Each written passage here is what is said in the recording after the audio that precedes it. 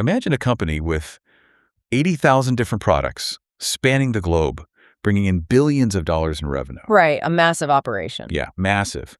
Now imagine being told that managing this sprawling, chaotic empire is actually as simple as flipping a single switch. It sounds completely impossible. It really does. Yeah. But today, we're looking at the mechanics of exactly how that is possible. Welcome to the Deep Dive. Glad to be here. So, whether you're trying to untangle a massive project at work or you're just, looking for a better way to navigate your daily life, we have a very specific mission today. We do. We are exploring the factual material and case studies from Eli Goldratt's seminal work, The Choice. And while we're going to talk a lot about supply chains and business strategy, the ultimate goal here is much more personal. The goal is to understand how to live a full life. Which, that sounds like an incredibly massive promise to make right out of the gate. But the approach laid out in the text is entirely grounded in logic. The core premise is that to achieve this full life, you have to learn to think clearly. You have to train yourself to think, essentially, like a true scientist. Right, and the text introduces this brilliant concept to describe that exact mindset. They call it humble arrogance. I love that phrase. It's so good. You have to be humble enough to assume you don't actually know everything about a situation, but arrogant enough to believe that with logic, you can absolutely figure it out. Exactly. It's like we're looking for a cheat code for reality. We default to assuming life is overwhelmingly complicated, but what if the code is actually incredibly simple once you know how to read it? That is the exact starting point. And that idea doesn't actually originate with Goldratt. It builds on a foundational concept from Isaac Newton.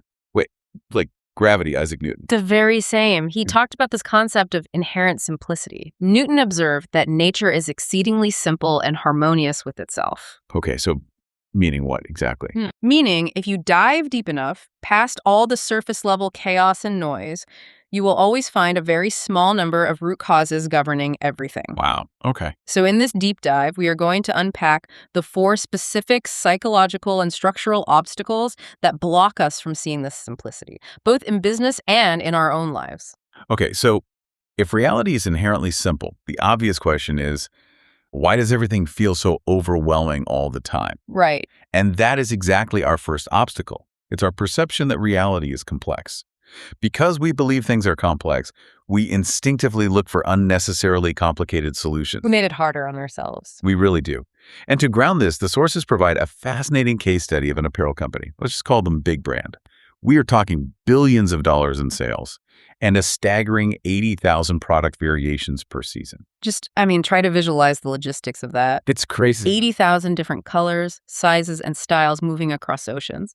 Okay, but hold on. Let's unpack this. 80,000 stock-keeping units across a global supply chain is a logistical nightmare. Oh, absolutely. You can't just slap the word simple on that and call it a day. How can anyone look at that system and call it simple without sounding completely out of touch with reality? What am I missing here? Well, what's fascinating here is that it entirely depends on how you are defining the word complexity. Okay. The text points out that there are 2 distinct definitions, and we usually mix them up. The first is data complexity. That's when you need hundreds of pages or massive spreadsheets just to describe all the moving parts of a system. Right. Mountains of data, thousands of spreadsheets. Exactly. And by that definition, Big Brand is a nightmare of complexity. Yeah, obviously. So what's the second definition? The second definition is degrees of freedom. Think of degrees of freedom like flying a helicopter versus driving a freight train. Okay, I'm tracking. A helicopter is notoriously difficult to fly because it has many degrees of freedom. You have to constantly adjust the pitch, the yaw, the tail rotor, the throttle. All at the same time. Right. You are managing multiple independent variables just to stay in the air. That is a complex system. Okay, and the freight train? Well, a freight train might have 80,000 moving parts in its engine alone. Massive data complexity. Sure. But the engineer driving the train only has one lever, forward or backward, faster or slower. Oh, wow. The train only has 1 degree of freedom. Therefore, the system is actually incredibly simple. Big Brand looks complex by data, but if you look closely, it only has 1 degree of freedom. And that single lever, the root cause driving all of their supply chain chaos, is their reliance on 6-month advance forecasts. Precisely. They are forcing themselves to decide exactly what consumers are going to want to wear half a year before the consumer even walks into the store. Which is impossible. Yeah. If they print 1 million green shirts and suddenly everyone wants blue, they are stuck. Completely stuck. And because no one can predict the future with that kind of accuracy, this single flaw creates massive problems. But the industry camouflages them. They do, very cleverly. The sources show that about 30% of big brands' high-demand items face critical shortages. But they don't call it a shortage, right? The industry hides it behind the positive term sold out. They celebrate it. They throw a party because an item sold out while completely ignoring the other side of the coin. Right. Because they guessed wrong 6 months ago, another 30% of their items face massive surpluses. Nobody wanted the green shirts. And how do they camouflage that? Oh, they call it outlet sales. Exactly. End of season clearance. They just accept it as the cost of doing business in a quote-unquote complex industry. But once you treat the system as simple, once you recognize that the 6-month forecast is the single degree of freedom causing all this pain, the solution becomes mechanically obvious. Right. You abandon the forecast entirely. You just stop guessing. You start the season with a very tiny amount of inventory. You wait to see what consumers actually buy in the first 2 weeks. Then you replenish the stores based on actual daily consumption. And for the really hot items, you don't wait for a slow cargo ship from overseas. You use air freight. Which scares people. Right. Most companies would say air freight. That's way too expensive. But when you do the math, planes are more expensive than boats, sure. But compared to the cost of losing a guaranteed sale on a hot item, or the cost of marking down 1 million green shirts by 70%. The air freight cost is negligible. Totally. By making this one shift, treating the complex system as simple, the conservative estimate was that Big Brand could unlock $4 billion in net profit. That is the immense power of overcoming the illusion of complexity. And it doesn't just apply to global supply chains. Think about someone trying to map out a 5-year career plan. They create all this data complexity, trying to forecast exactly what the job market will look like in 60 months. It's exhausting. It really is. But if you realize you only have 1 degree of freedom, your ability to adapt and learn the next skill required today, the complexity vanishes. Man, that's powerful. So we've found the single root cause. We found the lever. But if finding that single root cause is the key to unlocking billions of dollars or drastically reducing the stress in your personal life, why don't people do it? It's a great question. If the solution is right there, why do we stay stuck? Because that root cause almost always looks like an unsolvable conflict. Which brings us to our second obstacle. Accepting conflicts is a given. Exactly. We just accept that there are some problems with no good solution. But we have to fundamentally differentiate between a contradiction and a conflict. Yes, the sources are very clear on this. In nature, there are no contradictions. If you use 2 different instruments to measure a building and get 2 drastically different heights, scientists don't just compromise and average the 2 numbers. Right, they'd never do that. They know one of the underlying assumptions or measurements is faulty. They look for the error. But in human situations, we face conflicts. A conflict is a situation where we actually want a contradiction. Yes. Like, take an airplane wing. We want it to be thick for structural strength, but we also desperately want it to be thin for lightness and aerodynamics. And when humans face a conflict like that, we almost always settle for a bad compromise. We assume the conflict is just a permanent fact of life. So when we face a conflict, it's like 2 people arguing over pizza. Okay, I like where this is going. One wants pepperoni, the other wants mushroom.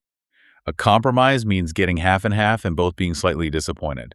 But you're saying Goldratt wants us to challenge the underlying assumption, like asking, why are we assuming we can only order 1 pizza? That is a perfect analogy. You expose the underlying assumption to evaporate the conflict entirely. Let's apply that to the sports apparel contractor mentioned in the sources. Right, let's look at that case study. This contractor makes clothes for big global brands. Their material costs are incredibly high, roughly 75% of their total revenue. Ouch.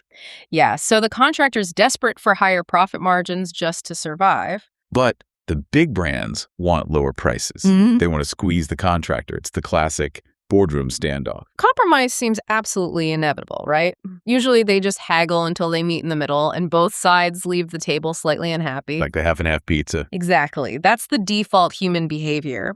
But they decided to look for the hidden assumption. The assumption was that the brand only gains financial value if the unit price of the shirt goes down.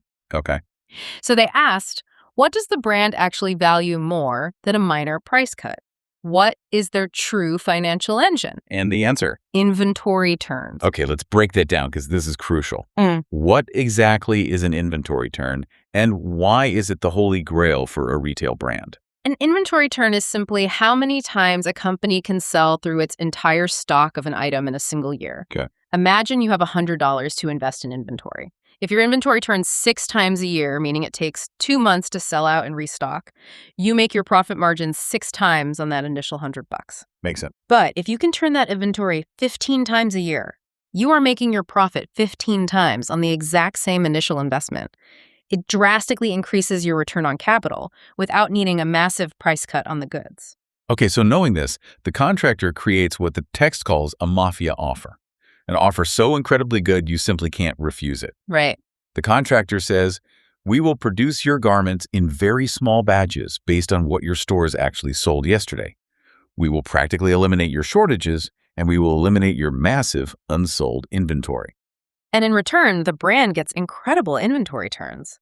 By moving to this daily replenishment model, the brand's turns jumped from 6 a year to 15 a year. Wow. That kind of velocity is almost unheard of in retail. And because the contractor is providing this massive, game-changing logistical service, they don't just maintain their price, they actually negotiate a higher margin. And how does the contractor afford to do small batches without ruining their own factory efficiency? Because they aren't guessing anymore either. Right. They are only manufacturing exactly what they know is already selling. The brand wins massive returns, the contractor wins a higher margin, and the conflict completely evaporates. No compromise necessary. And again, think about this in your own life. How often do we settle for a half-and-half compromise in a relationship or at work where both people end up slightly resentful? All the time. We do it because we assume the conflict is real instead of looking for the unexamined assumption beneath it. Which is incredibly empowering until you actually try to do it. True. Let's say you do the math. You find this brilliant win-win solution. You present it to the board or to your partner, and they cross their arms and say no. It happens. Why? If the win-win is sitting right there, why do negotiations fail? Because when we can't immediately see the win-win, our default instinct isn't to look for hidden assumptions. Our instinct is to blame the person sitting across the table. And blame is the third obstacle. Oh. Blaming completely ruins the harmony required to actually spot the win-win. Blaming is a dead end. It blinds us. Here's where it gets really interesting, though. Aren't some people just naturally stubborn? We hear it at the office all the time.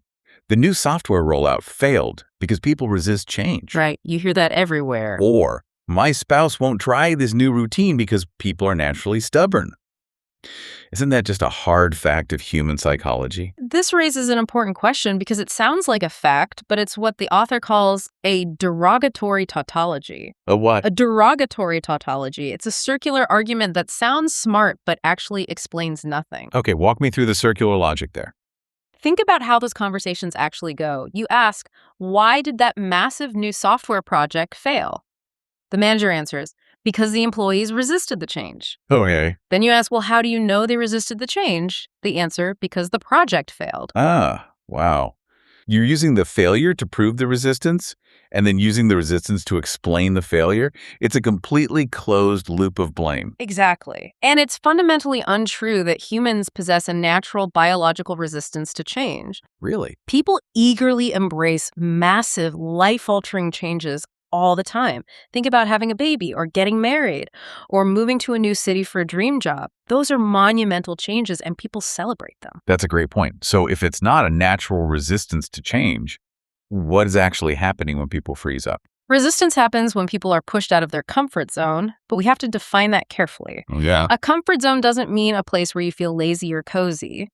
In this context, a comfort zone is the area where you clearly understand the cause and effect relationships. You know the rules of the game. Exactly. You know that if you push button A, result B happens. When you are pushed out of that zone, you lack the knowledge of how the new situation works. That lack of cause and effect knowledge is what causes paralysis. And the sources give a fantastic example of this with a fast-moving consumer goods company in India. Yes, the FMCG case. Right. So this company successfully rolled out a new supply chain system to 2,000 of their large distributors. They moved incredibly fast. Massive success. But then it was time to roll that exact same system out to 2.5 million tiny retail shops across the country. And suddenly, the company's own management team completely froze. They suffered from what the text calls active paralysis. They dragged their feet, they made up excuses, and they refused to move forward with the rollout. Now, if you were just looking at the surface, you'd blame them. You'd say they were procrastinating, or they had lost their nerve, or they were resisting change. But blaming them would have killed the project entirely. The reality was that the manager's experience with large distributors didn't extrapolate to tiny retail shops. A small shop in India might survive on a net profit margin of 1%. Okay, let's really explain the mechanics of a 1% margin because it changes everything. It does. If your net profit is 1%, you have absolutely zero room for error. If you buy 100 boxes of soap for your store, you have to sell 99 of them just to cover your baseline costs. Your entire profit for the week is tied up in that one final box. Exactly. If that box doesn't sell, or if it sits on the shelf for a month taking up space, you've made nothing. Right. And because of that brutal math, the shop owner doesn't care about bulk discounts. They prioritize a very specific, localized metric, sales per square foot of shelf space. Wow. The corporate management team didn't understand this cause and effect reality of the tiny retail environment. They were out of their comfort zone. They were terrified the shop owners would reject the corporate offer, so the managers paralyzed themselves to avoid the embarrassment. But once someone sat down and explained the new cause and effect to the managers, showing them exactly why the small shops would actually love the new daily replenishment offer because it massively increased their sales per shelf space, the paralysis broke. Completely vanished. The managers understood the mechanics. They ran a test, it worked beautifully, and the project was saved. All because they avoided the blame game and looked for the gap in cause and effect knowledge. So next time your coworker or your partner seems impossibly stubborn, stop blaming their personality. Assume they're acting rationally based on their own context.